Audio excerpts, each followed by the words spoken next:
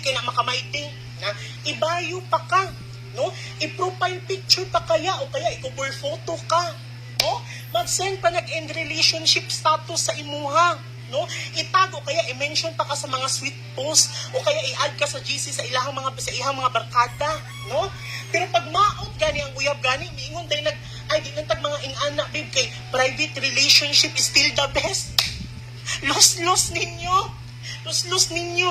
May ragit mo pa sa itsuraan, pero pag ang uyab ninyo, subidahon og naong kulang na lang ilubong ninyo. No, di ka pang hambog.